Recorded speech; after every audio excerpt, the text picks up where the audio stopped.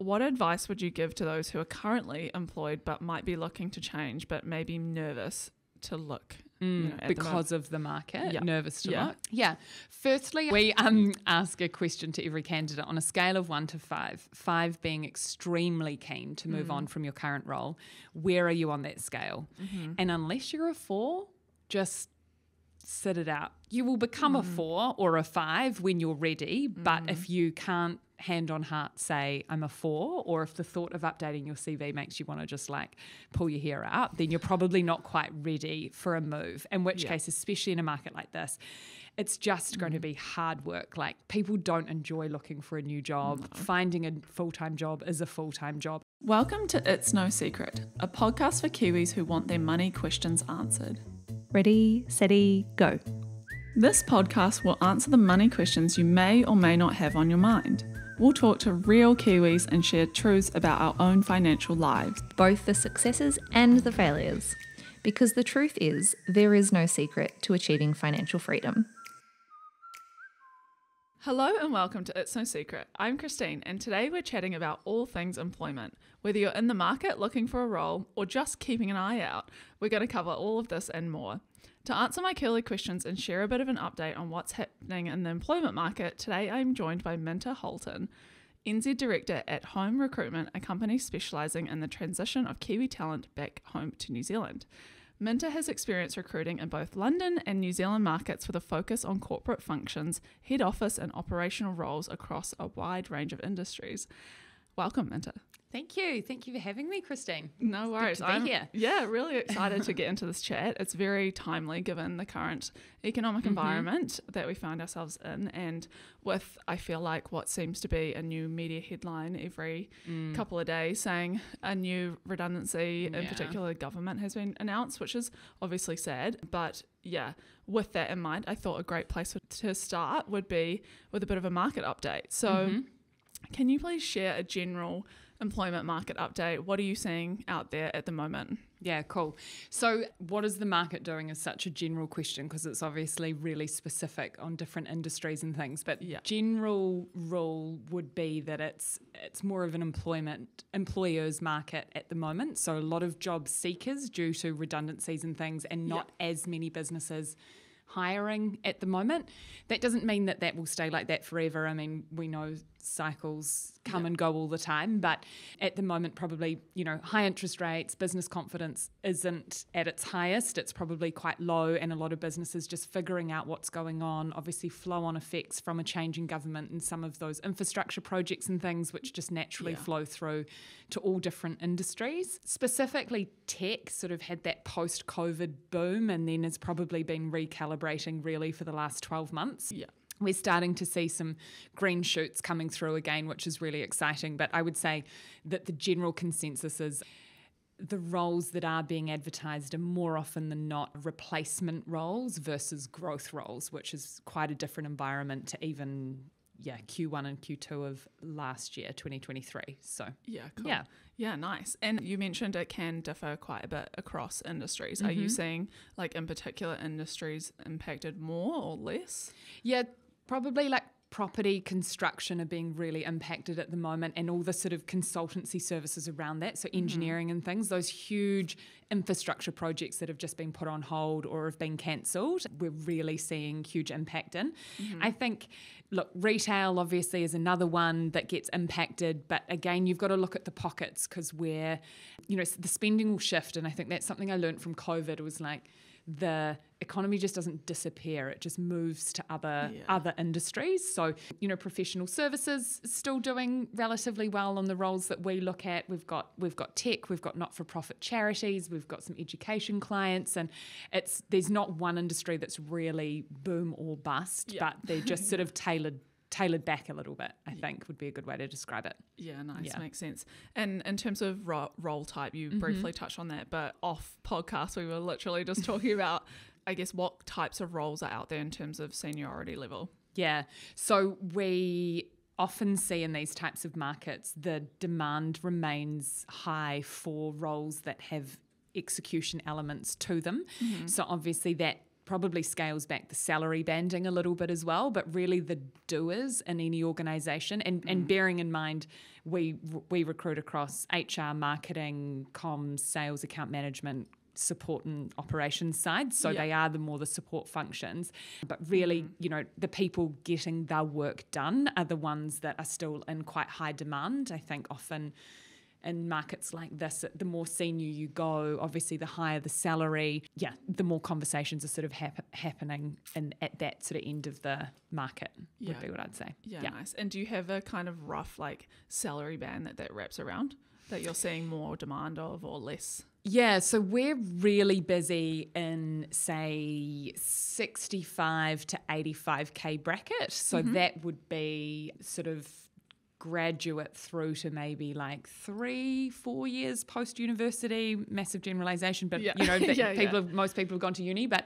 that kind of bracket. And then there's probably another sort of ceiling at about the mid-100K mark. So we've got some finance roles, HR roles that are sitting at that sort of 130 to 150. There's a couple of marketing roles in there as well, actually, that would go up to 150, but they need to be like bang on perfection, in terms of industry background and previous experience or market insight and things.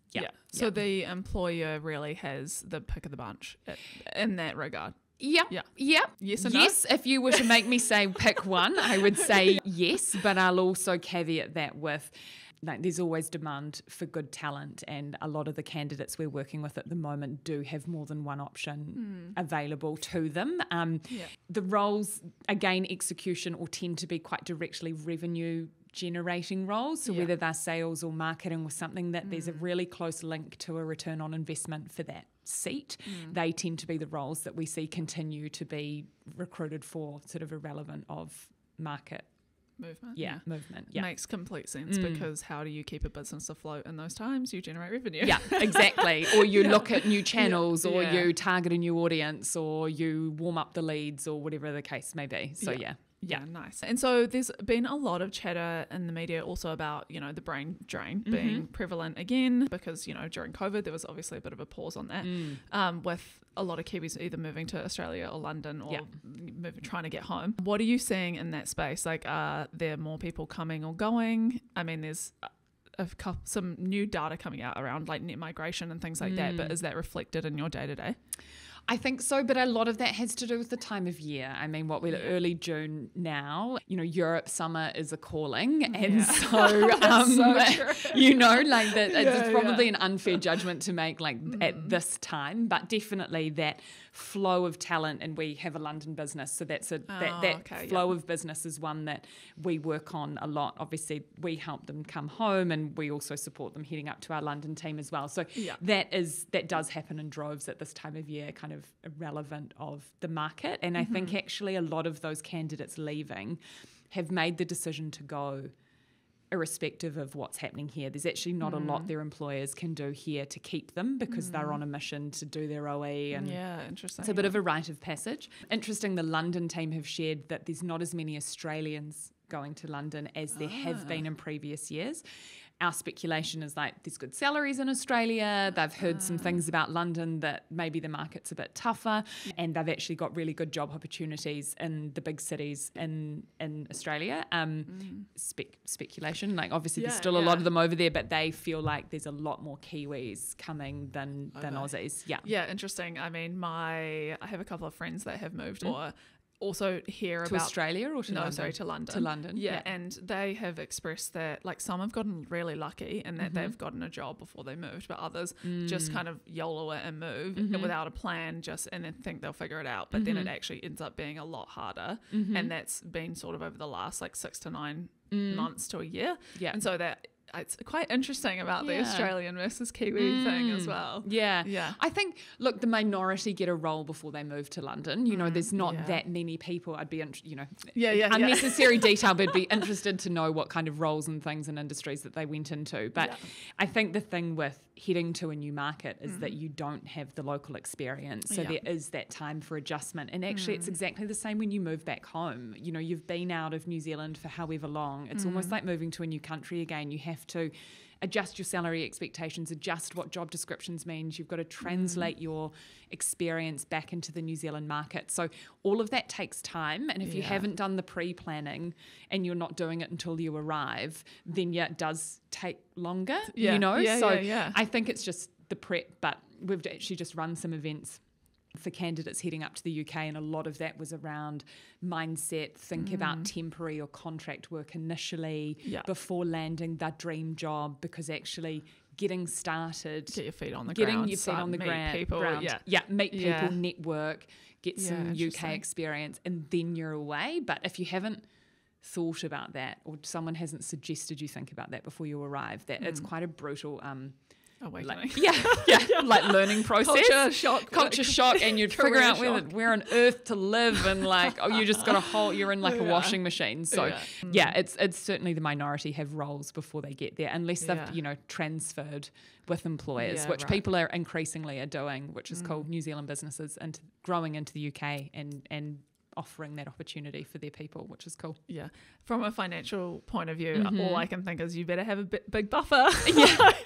Just in case, because there is so much uncertainty. Totally. Really. But you can do this, again, we talked earlier, Christine, about like leaving your ego at the door. Like maybe you don't live the lifestyle that Instagram suggests that you should live until you've figured out a way to pay for it. European summer, but maybe not happening. Maybe you're in a hostel, or maybe you're not on the waterfront in Nice or whatever. You're a few blocks back from that. But I think that's a really important thing to sort of sort out as well. Like somewhere to live, or get yourself sorted initially, and don't overcook it. But because I think you can do it on a shoestring, but it just depends on how much you want to do that. Yeah. And if you're 22 versus 32, actually you've got different expectations as to what kind of house you want to live in and things as well. Like I get that, it's so true. Yeah. So on that, are you seeing like a certain age bracket more so? Is it the like you classic first OE? Yeah. Like late.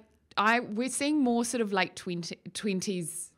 Yeah, generally it'd be 26 to 30 would be the bulk of the age bracket I think that people sit in to go over, which I do think is a little bit older than it was pre-COVID, because I think that people since COVID were like, actually, if I have a couple of years under my belt, I will get a better job, I'll get a higher salary, I can sort of have a better lifestyle over there. Yeah. They've just raised the visa to 35 as well. Right. Yeah. So again, people can go at that age bracket as well, but they're quite a different profile in terms of job hunting. Yeah. They've probably got a chosen career, they want to make gains on their career versus travel first, work second, which is more the early 20s kind of vibe.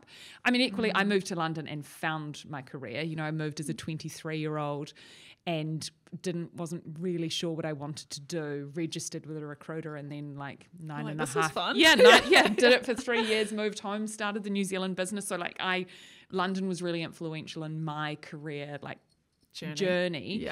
But it kind of, I think I was 23, I was ready for someone to be like, hey, I think you should do this. You'd be good at this. Yeah. Let me tap on your shoulder. Exactly. So again, it just depends on phase of life and things too. Yeah. What about like moving to Australia? Does home recruitment deal with that much? Yeah.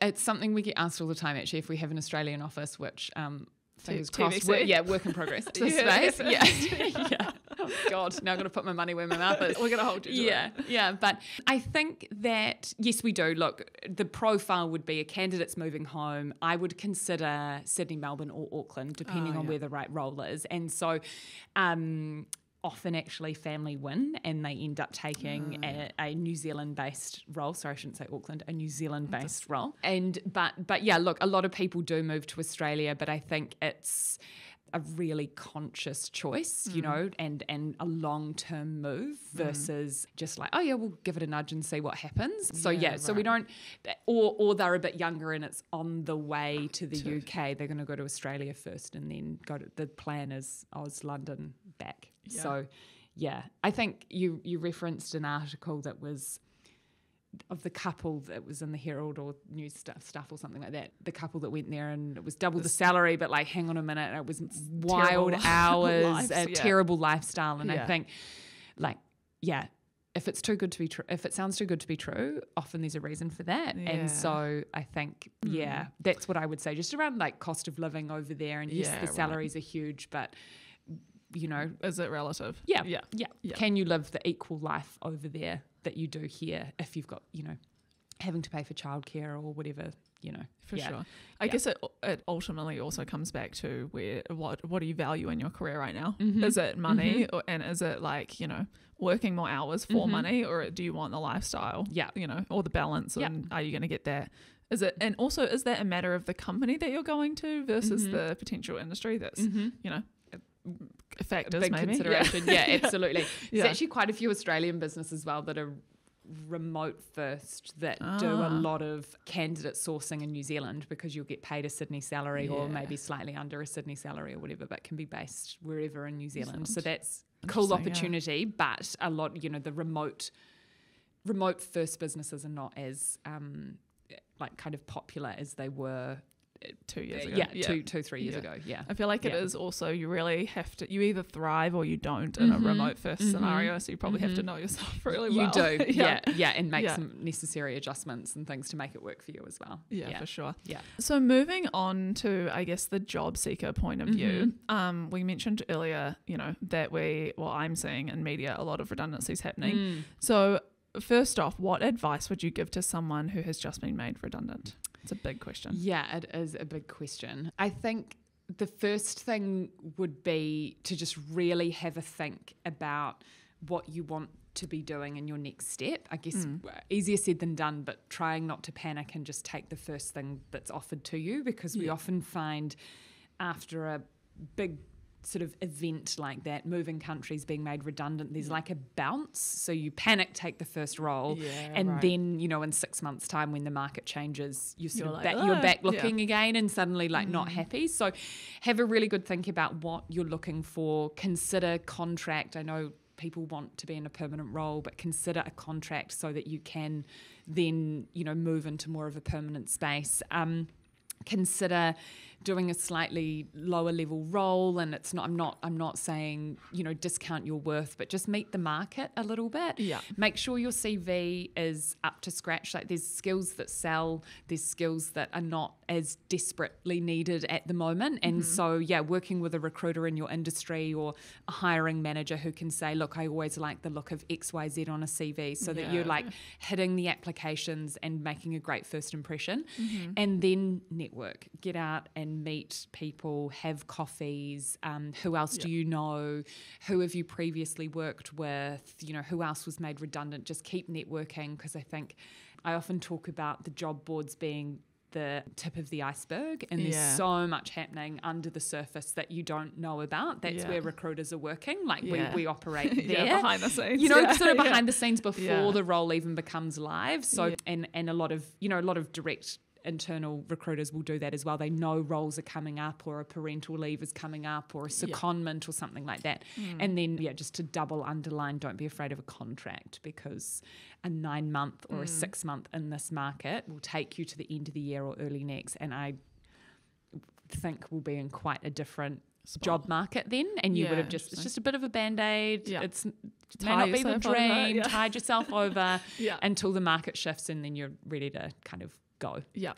Is there, and this might be a bit of a generalization, but are there you mentioned key skills that are marketable and stuff like that? Is it very dependent on the role that you're in, or can you kind of blanket what are those skills? Yeah, I could blanket them around, if you are in a external or customer focused role, whether that's sales or marketing or account management, really talking about retention, reducing churn, converting new business, outreach, demand generation, all of those that kind of revenue generating role, attributes of your role, and be really laser focused on how you move the needle year on year. Be specific in your CV as well.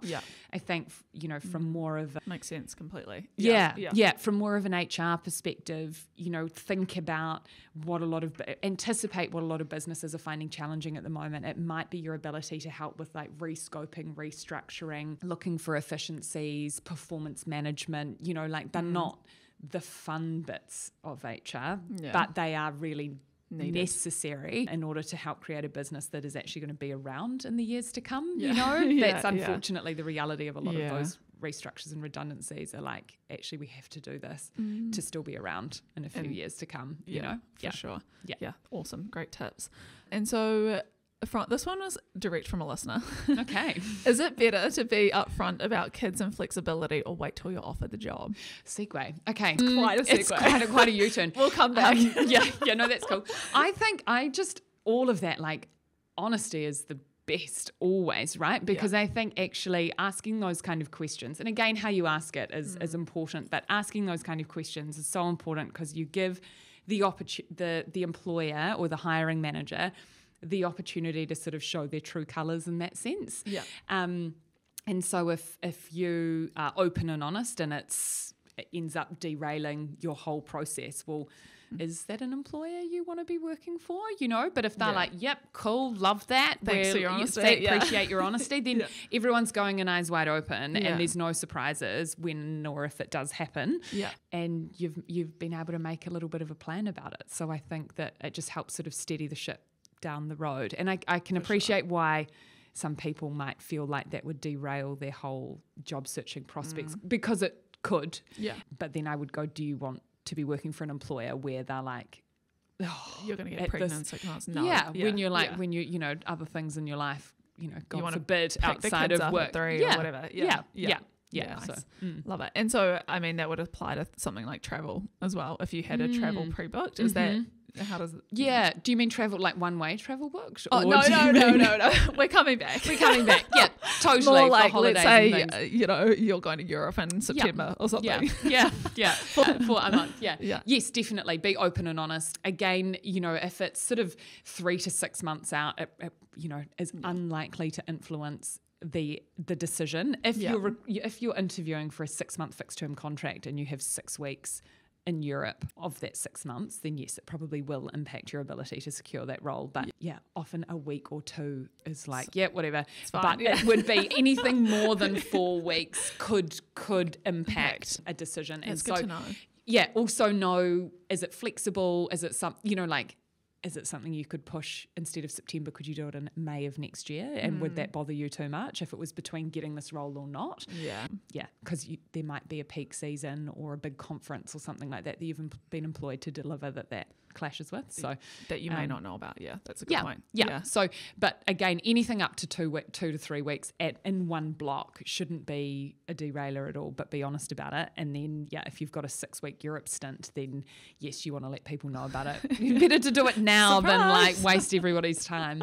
Yeah, nice. And so another direct question from a listener: what are some underrated benefits to cover whilst negotiating / putting together a job offer? Is this again dependent on your value set? Yeah, I think so.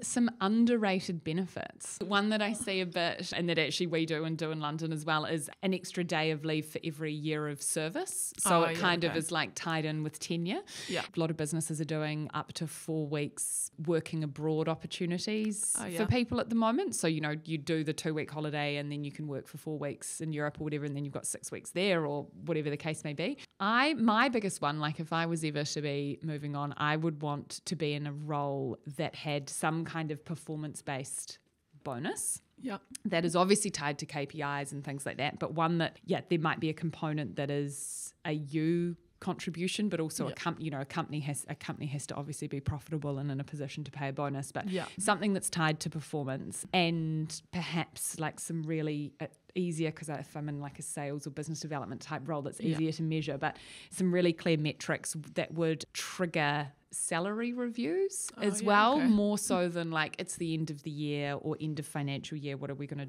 to do? So it's probably less about like the gym membership and more about how they structure their annual review, their compensation and things, if that's valuable for you, because it could also be like increasingly don't underestimate flexibility and the opportunity to like flex your hours as you need to as well, because there is a sort of clawback of some of that flex for new hires, often existing hires, because you've got that trust and sort of runs on the board. There's a lot more flex there, but when we're hiring new starters into the business, often it's like a 4-1 split more than like 4 days in the office, 1 day from home, whereas probably a year ago it was like 3-2 or 2-3, yeah. you know, depending on the business and things. So nice. but that's a good question. I'd be really interested to hear about if anybody else Yeah, has some like yeah. cool, Send us your unique benefits. Yeah, or what was it? Underrated benefits that people really rate. Yeah. So all I'm hearing there is like carrot. Like you want to be, in terms of you personally, what you said, like motivated by what you can achieve and then have a knock-on effect. Is that? Yeah, totally. I feel like that's a nice kind of way to think about it. Yeah, and I think that can kind of be in any role, because I think that if you know yourself enough that you're going to just go for it and give 110% and be all in. Yeah. I think it's nice to have the opportunity to earn or, you know, look, Grow it might be something. another, It might be, it may not be financial reward. It could be another week's holiday. It could be, you know, that's what I love about small businesses. They just like can pull random stuff out and be like, Christine, you want to go to Bali? Well, we're going to upgrade your, you know, like you're already paying $200 a night. We'll pay the 100, just random stuff like that is like you can do because you've got a relationship. And that's the bit I love about small business. You know, and bigger business obviously have the economies of scale to do more from an insurance, supporting the family perspective, probably. So have you seen any like creative examples of that? Yeah, like, you know, like the Bali. I've never even heard of that as an option. Yeah, well, really? Yeah, well, I mean, I'm like, okay. There you go. There's some ideas for you, you know. But I think it's just thinking about how you can surprise and delight your people. Obviously, it's tricky because it comes with, you've got to be aware of precedent and things like that. Yeah. And it comes with a cost ultimately to the business. Absolutely. But I think sometimes where you could give $1,000 cash bonus or could upgrade by $100 a night your Bali accommodation for 5 nights, which would cost the business $500, but you stay in this like bougie, insane resort that you're like, will never forget for the rest of your life, and your employer paid for it. Oh my gosh, how cool is that? Yeah. You know? You're associating your workplace with a holiday. Yeah. Well, and they support me to do both of these things. And we're kind of digressing a bit here, but I think it's, the underrated benefits for me would be like the little sprinkles of magic versus necessarily like the big stuff. Equally, you know, over a year and a half ago now, we're a small business. We're 5 years old. We implemented like Southern Cross health insurance, and that was a big thing for my director at the time. She was like, if anything happens to this team, they can go straight in, and get the scans, get the surgery, and that I had never really thought of it like that because I don't have insurance myself, you know, like I do contents and things, but we'll talk about that later. hadn't previously had health insurance. And the peace of mind, and I think it's been an awesome thing that we've implemented. That's very cool. We also have that, and I'm a big fan of health insurance just for that like mental load as well, of being like, okay, I can go private if I need to because I'm covered by Southern Cross. Yeah. That's so great. Yeah. And I get new glasses every year. And I love that. Good. Yeah. This is like the dental thing. Yes, exactly. Awesome. Last one on the current job seekers. What would you say are great questions to ask when interviewing for a role? And any sort of like red flags? Okay. I think to your point earlier around like asking what you can give me before you've kind of given would be a red flag. I'd be really careful about asking a question in a way that's like, and what else? And what else can I have? You know, my big one is always asking the interviewer about their story or journey with the business. What drew them to the company? What was their biggest challenge? What was their biggest sort of unanticipated difference from before they started to actually starting, because chances are that hasn't come up. So, you know, when it's like, and any other questions? And you're like, oh my gosh, everything's been answered already about the role and the hours and the this, that and the other. So getting them talking is really good. And you understand a little bit about their psyche, which I think is important. And you can talk about how they're finding the market or what they've done before, or, you know, just kind of, I like to get the interview, I would encourage people to get the interviewer talking as much as possible. So whether it's about their journey, their insights on this role, what's worked, what hasn't, that kind of thing. Nice. Actually, second to last question, because I have another one. Red flags to look for, you know, like I think the worst thing could be that you enter a company, it's not the worst thing, it's just not ideal if you go in and then let's say it's like quite a toxic environment, it's just not a great experience for you, Are there things that you can look out for that might be red flags in the interview process potentially, where you're like, okay, maybe that wasn't so good? Yeah. I'll just caveat that with like your version of a red flag might be totally different for somebody else. So, but I think it's like any, I mean, you're the brand expert, Christine, but like any brand, it's all about those micro interactions, right? So same thing through a candidate experience is like, what's the phone screening process? Well, what's the ad? How is the ad written? Yeah. How was your experience applying for the role? What was your first initial touch points? How were you prepared? Same thing if they've engaged a recruiter. Is that recruiter somebody that, I mean, there's essentially brand alignment there, right? Are they someone that you like and respect and are giving you the insights that you need and the time and whatever? And then for me, sort of pace and communication is everything, and an update. No update is an update, and that's a big. What do you mean no update? Like, you know, if suddenly the person's or Christine will share an update with you by the end of the week. We don't actually have an update. Such and such has had to unexpectedly go on leave, so it'll actually be next week. It's not really an update, but you're getting a touch point. It's a communication. So I think those are all flags along the way. Also knowing and understanding what the expectation is, how many steps. I think the worst thing is when the candidate's like, is this the last one? Like interview 5? Now there's a presentation. Now there's psychometric testing. Now there's meet the team on a Friday night. You know, what more is there here, you know? You're basically employed at this point. Yes, yeah, exactly. You've put in a week's work almost to like get this job. Yeah. So because I think it's all around expectation management. And look, if it's all over the show and interviews are being scheduled and rescheduled because diaries are changing, that's not wrong. That's probably that is an indication of what the business is like. Again, a lot of startups are like that. Like it's the Wild West in there, but it's so fun. But you've got to be up for some diary change. You know, if that's going to piss you off, then maybe that's not the environment for you. Yeah. So that's what I would be looking at. Yeah, that's a good point to kind of read the signs. Like it's a reflection of how the company will probably operate.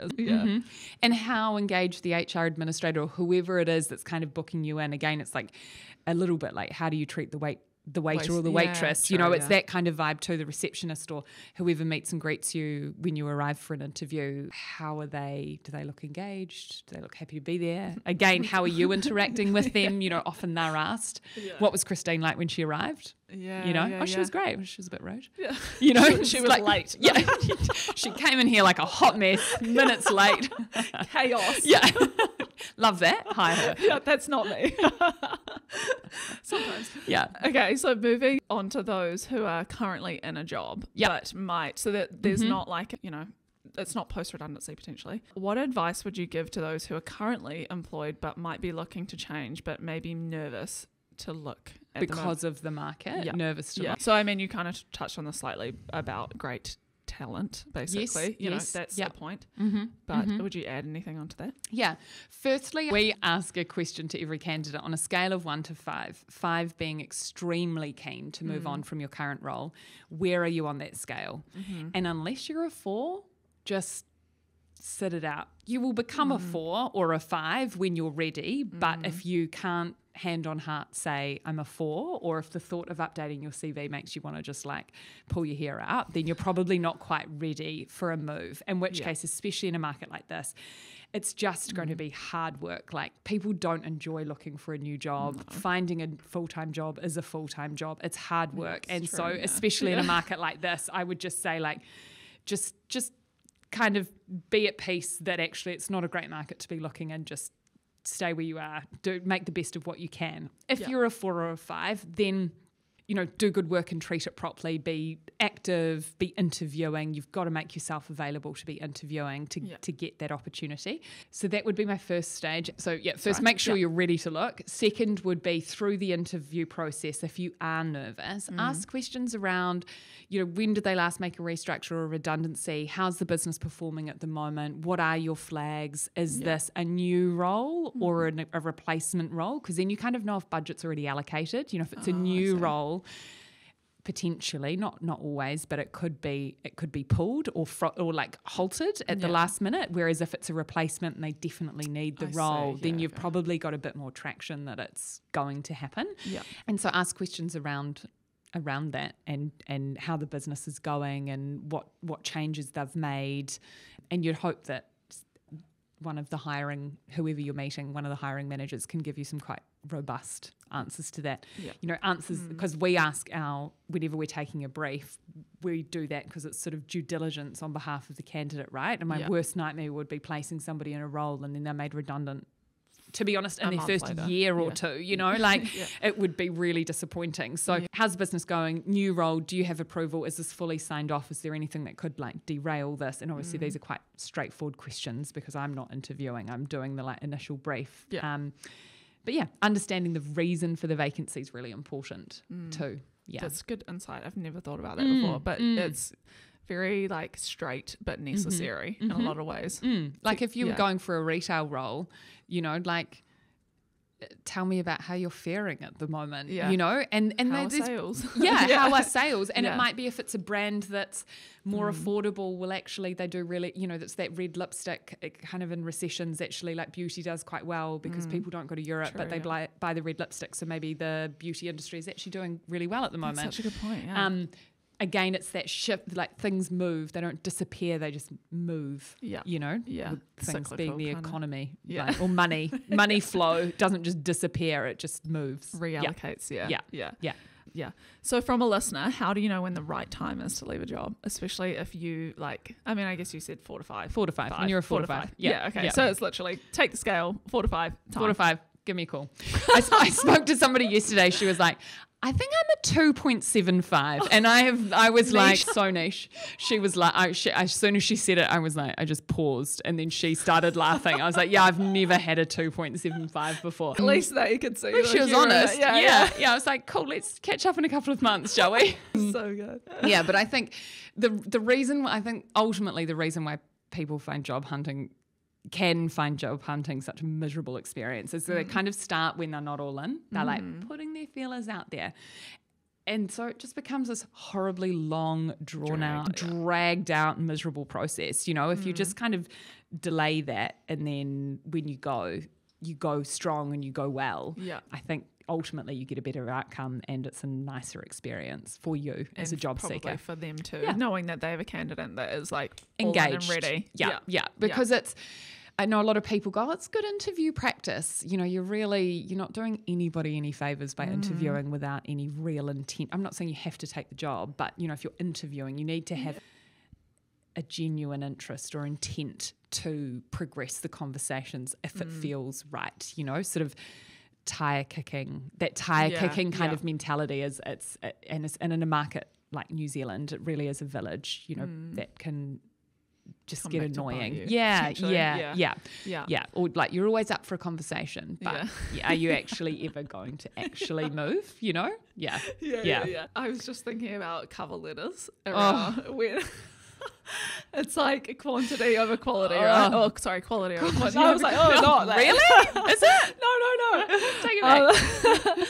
But, in terms of time and effort that you might put into that seeking journey, I guess, around, really tailoring versus taking something and just plastering it everywhere. Yeah. I think, okay, so in a truly politician's way to answer your question by not answering your question is number one, what hiring managers or recruiters or whatever are looking for is number one is do they know the names of the brands of the companies that you've worked with before? Number two is what is your tenure like? So how long have you been there? You don't want to have had 4 jobs in 4 years, you want some tenure there. And then how relevant is your current job title to the one that you're applying for? So those are the top 3 things. So you could write a cover letter that is horrendous, but if you've had, if you're applying for a project manager role at a tech company and you have been at Google for the last 5 years in a project manager capacity, you're going to get a phone call. If you're hitting those 3 boxes, you're going to get a phone call. Where the cover letters I think really come into play is if you only have 1 or 2 of those 3 criteria and you've got to convince them to convert it to a phone call because then the initial screening process so that you can sort of win them over with your charm and personality and enthusiasm for the business. Structured chaos. So cover letters I think you've got to find the right balance. If you're in marketing or have a heavy writing-based role, I think it's a really good opportunity to show your kind of like fruit stand, your skill set, But if it's not, if it's sort of a bit of a means to an end, then I would stick to a little bit about you, bullet points of your key strengths, no more than sort of 4 or 5 about how it relates to the job description that you'd tailor, and then something to round out a bit fun, makes you memorable, the girl that runs the podcast, or, the one that went horse riding and whatever. Somewhere other than London, maybe. Yeah. Something unique, Christine. So maybe something different to that. So like not Australia. Yeah. You've done something fun. You've travelled something weird. I don't know. You sailed as a kid, like whatever. You've broken the same 5 times, like something that just makes you memorable. And then you've kind of got a bit of a template that you can tweak, but you're not fully sort of giving a facelift to for every application. Yeah, nice. I do have an extra question for you. But thinking about those still, I guess that remain at the company post redundancy or restructure, I think it's, often maybe it's not talked about what that reality is like to remain, and particularly if you still remain, if there is some additional turnover post restructure. I guess, do you have any pieces of advice or nuggets or things to say about someone that? Yeah. First thing is that it's going to any restructure, and actually we talked about like redundancy, so sort of net, how many roles are actually net impacted, is going to have a huge toll on culture and things. It's just the nature of it, but it's how sort of businesses work through it and teams work through it. So A would be just having an awareness that that's what's going to happen. And are you like any kind of relationship, are you up for sticking it out, or are you like, actually it's time to call it quits as well? Because yes, there is, after redundancies, there is often natural attrition and churn. I think a lot of that happens because it was about time anyway for them to move on. What I would say is that whenever, this is very glass half full, but whenever there's change like that, there's opportunity. So there's opportunity to take on more responsibility. There's opportunity to, sort of position yourself for that next role. And I think if you can stick out that initial hard, it'll really come back and pay you back in terms of, being a next in line and for promotions, or when the business picks up again, maybe you're in a position where you can renegotiate your salary because you've taken on additional responsibility and things.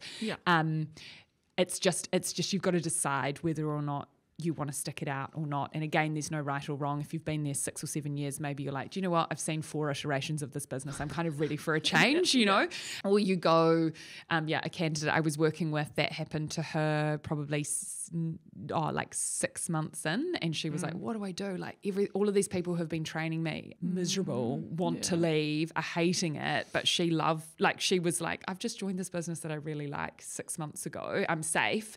And I was like, if you just it's going to be a bit crap, but push through and some opportunity will come. And she's now a year and a bit through that, and like she's had huge opportunity to speak and be at the road shows and be part of new teams, because the restructure created new teams and she was there and part of that, but you've got to stick around for the opportunity, or for the opportunity to present itself. But equally, it's fine if you want to go as well, just don't make a rash decision and too emotional, I think the point about tenure is probably also or just like, maybe it really depends also how much you've moved around previous to that scenario happening, in terms of whether that's a motivator for you to stay. Also, what's the trade-off, depending on what the next couple steps are that you might want to take. And I think in New Zealand, the tenure piece can be discussed a lot more openly, because I think people will know that restructures happened at that business around that time, and if you were made redundant, it's unlikely. You were one of many, versus perhaps in overseas markets, people aren't as aware of those business changes. But the tenure piece is important.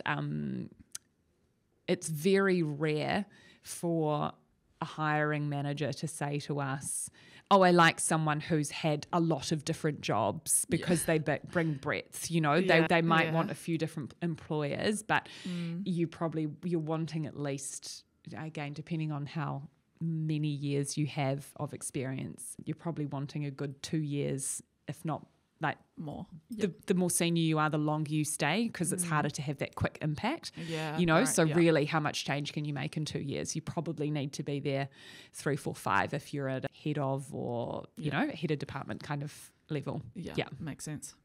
Love it. Good. Great answers. Thank you. So for the current hiring managers, Yeah. a question that I have on my mind is to add the salary band to job listings or not to add the salary band. Because, I mean, I'm seeing more and more job listings with those, with the banding on it. But, you know, that could potentially drive different behaviours from candidates. It can be seen as a positive thing or a negative thing because you can like also self-opt out if you potentially don't think that maybe you should be in that band or, you know, that kind of thing. What is your view on this question? Yeah. Just as you were asking that question, on the tip of my tongue was, why would you not put the salary on? You know, like it derails so many recruitment processes. And actually, if the conversation was had earlier in the process, you'd avoid a lot of time wasted and things like that. Yep. However, I also hear what you're saying about the opting in or opting out, because again, what we find in New Zealand is kind of often the banding is quite broad in the hope to capture a lot of people, and then they tweak it depending on who they meet. Whereas in bigger markets, they'll go a lot more narrow. And if you're outside of that, we'll keep looking because we'll find somebody who does have the skill set in that banding. So that's what's tricky about the New Zealand market, is often there is a lot of flexibility for the right person. I always think it's really important for it to be on there to give ballpark. And then also, so from like, dear hiring manager, put it on there for ballpark so people kind of know what you're thinking, because a marketing manager could be 70K or it could be 170K, and they are very different candidates, you know? Yeah. But and different size of business, different. That's also, I mean, marketing as a function, there's so many different roles and flavours and colours. Yeah. So it's the same for HR, it's the same for sales, it's the same for finance, you know? Yeah. And then dear job seeker, don't let a salary, you know, if it's probably within, say, 20% either side of the salary, don't let it prevent you from applying. Just make sure you're having quite transparent conversations from quite early on, particularly if you're at the higher end of the band. You know, I had a situation last week and the banding was up to 130 and the candidate was like, 130 is my minimum, and I always like to build in a little bit of, you know, you've got to have a bit of contingency there. I was very transparent with both client and candidate, going like, we have nothing to play with here. This is your maximum and her minimum, the candidate's minimum. We have to be on the same page that if we progress to offer, it has to be at the top of your band. And then probably you're going to have to share with her what her growth could look like, because actually if she's top of band for the next 3 years, she's probably not going to be that happy with that. So, but we had that after the first stage interview, and I was almost like, we're not progressing to second. It's a waste of everybody's time if we can't agree that this is the sort of price tag that this needs to proceed at. And anyway, she signed the contract today, so that was great. Okay, wow. Yeah. Wait, so they agreed that they were happy? Well, it was like open, honest, this is our max, this is my minimum, but this is the goal, it's a new role, let's review it. You know, it's 6 months, it's sort of in a revenue generating, you know, part of the business, so let's see how this works, kind of come in, put your money where your mouth is, and then let's have another conversation about it. So but that, we had that conversation early on, and it was up to both parties as to whether or not they wanted to proceed, all cards on the table kind of thing.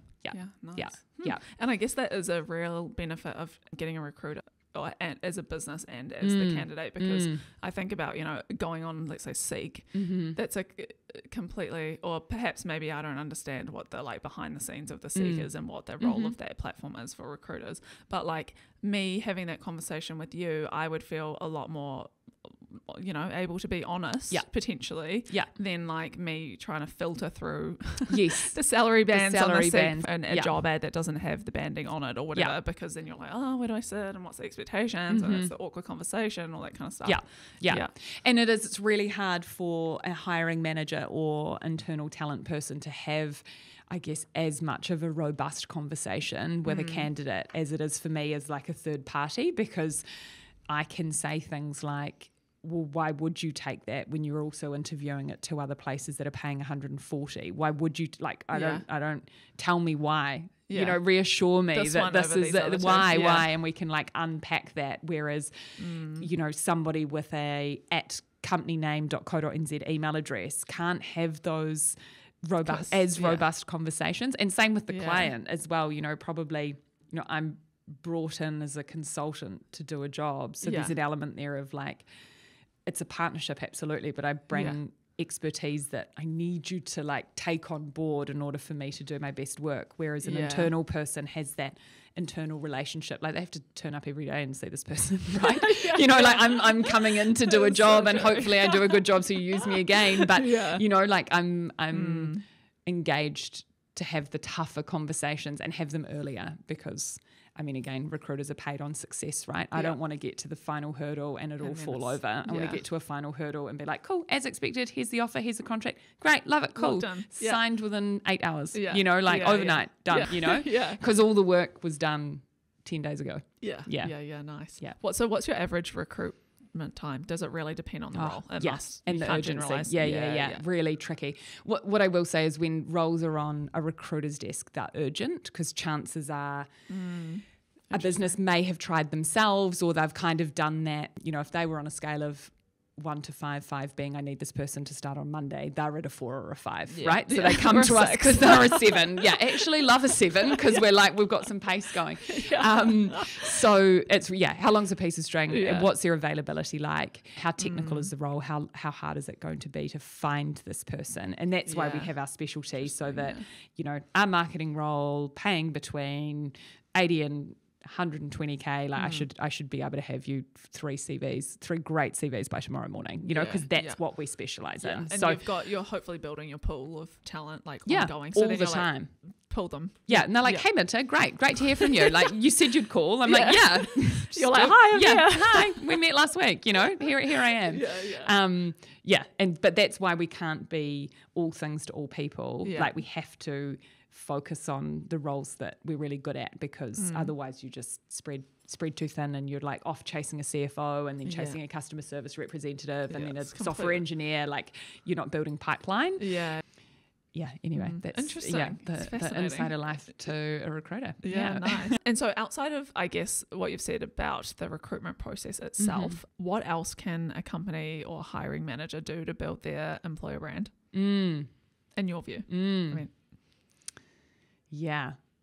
I mean, it's you, like, Rome wasn't built in a day, you know, like, where do you start? So also it's probably like employees have a big impact on that. I'm totally. Sure. But I do think hiring well, having a robust hiring process and hiring well, I think then often things fall into place in the other parts of the employee life cycle, which includes kind of being a bit of an ambassador or representative of the brand. But I think the businesses that do it really well have, you know, it's built into employees to be posting on LinkedIn and being a little bit more public with it. I know some companies have an EVP, so employer value proposition, kind of dedicated resources, part of either the HR team or the marketing team it tends to be in, depending on how you want to position it. But I think little things, again, it's the little interactions along the way, isn't it? And how people talk about, you know, how people talk about you when you're not in the room, how people talk about their job when their manager's not in the room. That's really important. But I think it just comes back to like open, honest communication, doing what you say you're going to do. And if you have your values, you need to live your values every day. It's always such a huge motivator for candidates. Like, they want to be working for a business that aligns with their values, which are often, you know, just honesty, being a good person, doing what you say you're going to do, integrity, authenticity, you know, and having room for growth and good ideas and rewarding hard work and things like that. Okay. Last question on the hiring manager front. I know I've said that 3 times. No, it's all right. Love it. I feel like I'm in an interview. I'm like, I get so excited because I'm like, oh, this question and that question. So do you have any tips or great practices that you've seen implemented to remove the biases from recruitment processes? Yeah.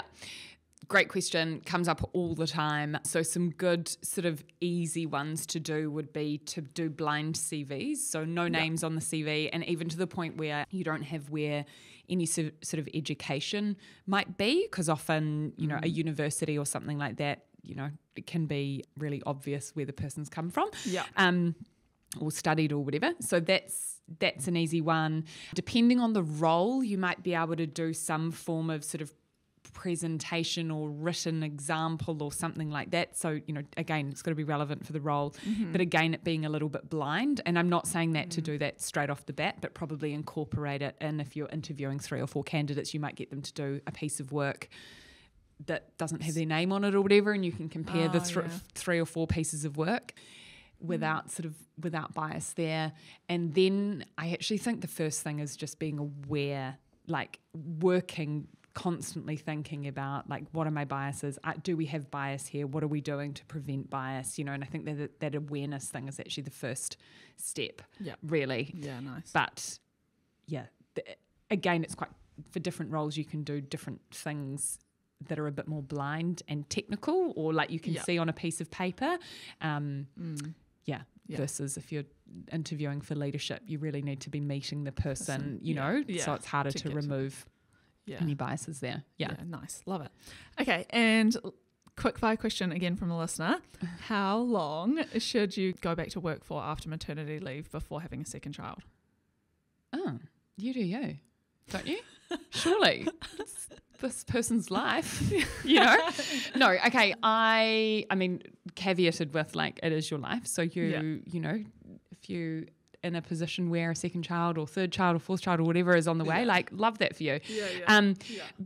But if it's something that you feel like you need to validate yourself, I would think about, what's your tenure been like with the organisation? If you've had that conversation that, you do want a family of more than one child, then, again, how they respond to that is probably a good indicator of, the culture and sort of overall ethos of the business. I think also, again, for great talent, there's kind of nothing businesses won't do to help support you. And at some point, there will be a line, and you kind of don't know until you cross the line, and if God forbid having another baby is crossing the line, well, then maybe it is time to move on, But I think that, again, depending on the role, and, I'm just thinking about someone in my team, she's gone on mat leave, and, like, when she left, I was like, and however you feel about having your second child, I would really love the opportunity to just have a chat with you about coming back when you're ready, on your terms. There's absolutely no pressure, but please don't make any assumptions that you can't do this job full time, because for someone like you, we will make something work, you know, and you tweak things accordingly.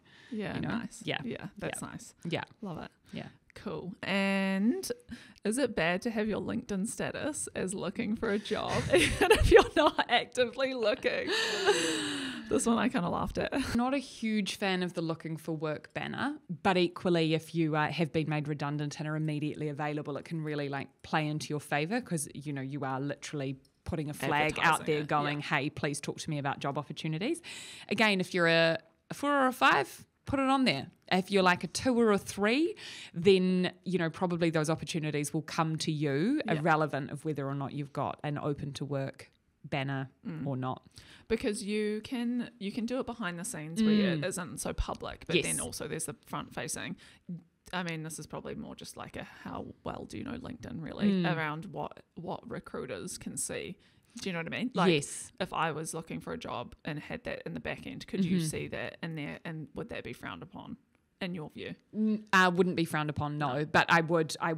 It would indicate to me, and you've got to pay, you've got to have more than the basic, the like free version. It's a paid. You've got to have the paid, one of the many paid versions of LinkedIn in order to see that. But I would be like, cool, but it's got to be confidential. So that would be one of the first things that I would, and probably is a big thing I ask, like, have you spoken to your current employer? Do they know you're looking? Are they aware about this? And then you just yay or nay, it doesn't matter either way really, but you just kind of know how processes are going to land. But no, I wouldn't think any less of you or anything like that. No, absolutely not. Yeah, nice. Yeah. Okay, love it. Well, do you have any other thoughts, feelings, words of wisdom before we sign off? Okay, probably what I will say is, like, I know it's a tough market, but there's always opportunity, and you just got to, remember put things into perspective. I was talking to a candidate today. She's a single mum. She's an EA. She's just been told that their business is going into consultation for their EAs. And I just sort of said something to her, but you don't know if they're going from 5 to 3 or 5 to 0. And even that was kind of like, oh yeah, like I might be one of 3 that keep my job. And I was like, and you're great. And you've been there 4 or 5 years, like they love you. They're probably going to try and keep you if they're keeping some of that, some of those roles. So I think the moral of that story is like, seek to find the silver lining. I've just finished Ted Lasso, which I know I'm like so behind the times.